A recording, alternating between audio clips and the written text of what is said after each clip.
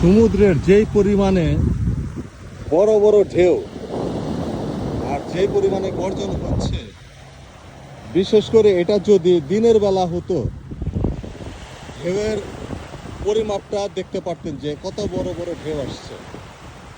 একদম সামনের দিকে যদি আমি করি, দেখুন যে কি পরিমাণে বড় বড় ঢেউ আসছে। আর যারা, আল্লাহ মাফ করুক, জাহাজ অ্যাক্সিডেন্টে যারা সমুদ্রে পড়ে যায়, আর যখন আমি বিমানে জার্নি করি সমুদ্রের উপর দিয়ে, তখন আমার একটাই ভয়, যে আল্লাহ না করুক বিমানটা যদি এই প্রশান্ত মহাসাগরে ভেঙে পড়ে যে কোনোভাবেই দুর্ঘটনা হয়, তাহলে আমার লাশ তো দূরের কথা, আমার জামা কাপড়ও খুঁজে পাওয়া সম্ভব না। আর ওই দূর প্রান্তে যেসব লাইটগুলি দেখছেন, অ্যাকচুয়ালি ওইসব লাইটগুলো হলো জাহাজ ভিড়িয়ে রেখেছে, বিভিন্ন দেশ থেকে জাহাজ এসেছে।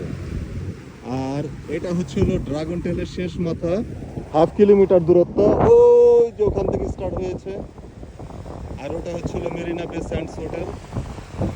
চমৎকার একটা যে এরিয়া, চমৎকার, মানে সিঙ্গাপুরের মধ্যে যত ভিউ আছে এই ইভিনিং টাইমে, রাতের বেলা, সন্ধ্যাবেলায়, এই জায়গাটার থেকে সুন্দর ভিউ আর কোথাও নেই।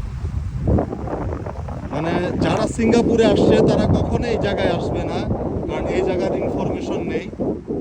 যদি অ্যাকচুয়ালি যারা সিঙ্গাপুর আসে, তারা যদি সিঙ্গাপুরে বসবাসরত যারা আছে তাদের সাথে কন্ট্যাক্ট করে আসতে পারে, তাহলে সিঙ্গাপুরের অসম্ভব কিছু সুন্দর জায়গা তারা পরিদর্শন করতে পারবে।